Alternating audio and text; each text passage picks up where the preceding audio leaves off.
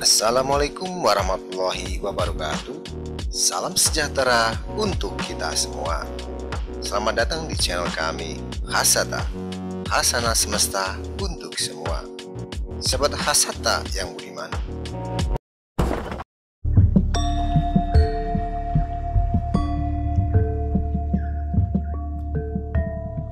sepeninggal Prabu Jayanegara yang tewas ditikam oleh tabibnya sendiri pada tahun 1328 Masehi, kerajaan Majapahit pun terguncang tatkala terjadi simpang siur terkait siapa yang berhak sebagai penerus takhta Majapahit. Sebagai putri tertua pendiri kerajaan Majapahit, Tribhuwana Tunggadewi memang tidak secara langsung berhak atas singgasana tersebut. Namun, tidak adanya keturunan sang raja dan Gayatri yang enggan menjadi penguasa, maka ditunjuklah Ratu Tribhuwana Tunggadewi, sang raja putri, membuka gerbang kejayaan Majapahit. Sebelum kita lanjutkan, mohon sobat semuanya untuk subscribe terhadap channel kami agar terus terupdate dengan video-video kami yang menarik lainnya.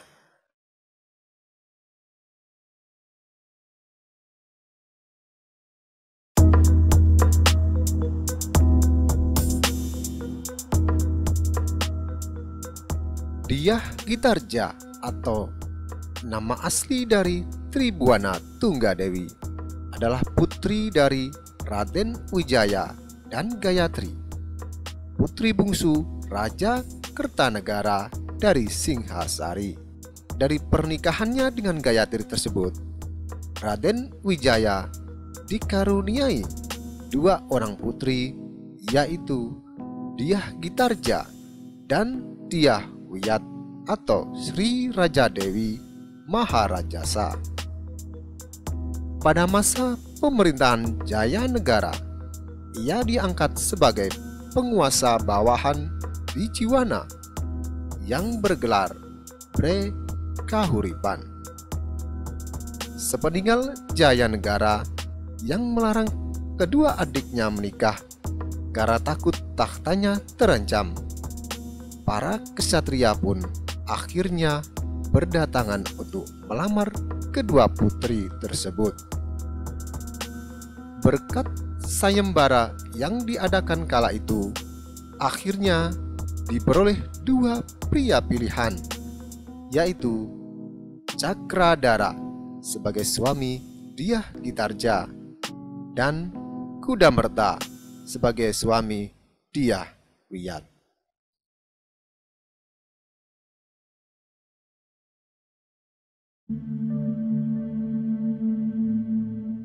Setelah Jayanegara meninggal tahun 1328 Masehi, takhta kerajaan Majapahit pun dalam keadaan kosong.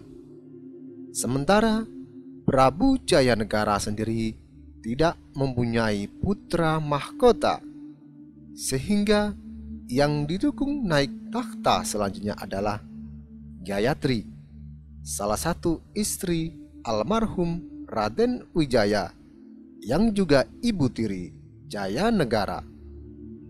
Namun, Ratu Gayatri juga enggan menduduki kursi panas itu karena telah melepaskan ambisi duniawinya dengan menjadi pendeta Buddha atau bhiksuni.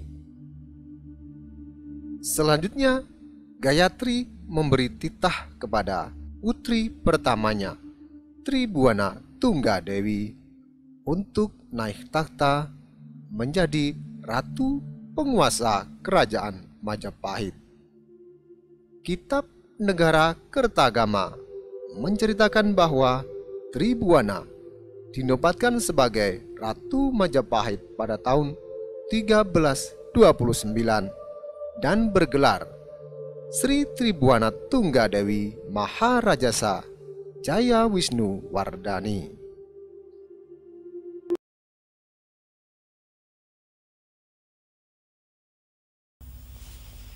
Tapi ingat, Dinda Tunggadewi.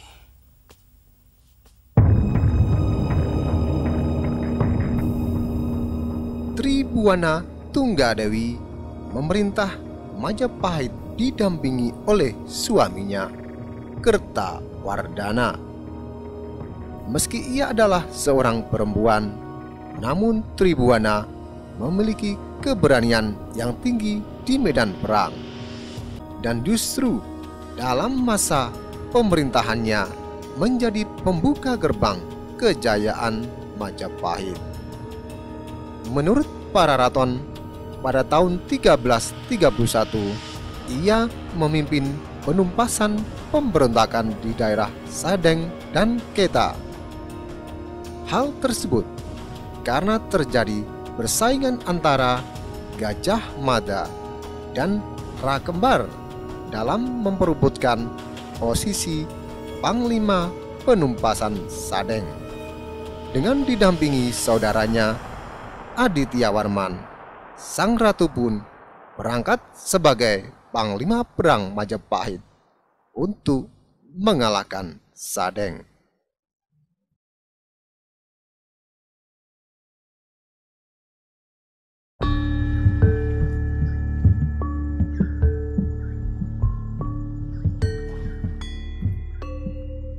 Pada masa pemerintahan Tribuana Tunggadewi ini, Majapahit mulai melakukan perluasan wilayah secara besar-besaran.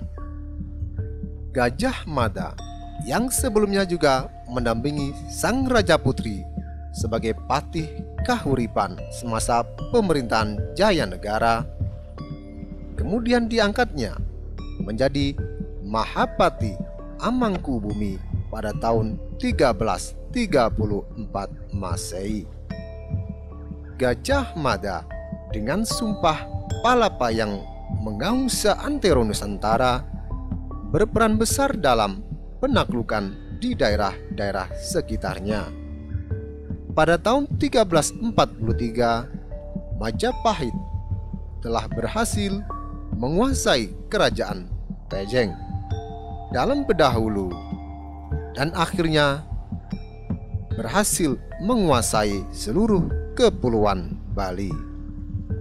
3 tahun berselang, sang ratu mengutus Adityawarman yang masih keturunan Melayu untuk menaklukkan sisa-sisa kerajaan Sriwijaya dan kerajaan Melayu. Atas prestasinya dalam penaklukan tersebut, Adityawarman diangkat menjadi raja bawahan atau Uparaja Majapahit yang memerintah di wilayah Sumatera. Majapahit sebenarnya sedang menuju kegemilangan ketika Tribuana Tunggadewi memutuskan turun takhta pada tahun 1351. Namun, seiring wafatnya sang ibunda Gayatri pada tahun 1350, Raja Putri Tribuana Tunggadewi memilih kembali menjadi Bre Kahuripan serta menjadi Sabta Prabu, yaitu Dewan Pertimbangan Agung yang beranggotakan keluarga kerajaan. Tahta Majapahit pun bergulir ke putra mahkota Hayam Wuruk yang memimpin Majapahit memasuki era keemasannya. Demikian Sobat Hasata yang budiman. Jangan lupa untuk subscribe, like, dan komen agar terus terupdate dengan video-video kami yang menarik lainnya. Terima kasih. Wassalamualaikum warahmatullahi wabarakatuh.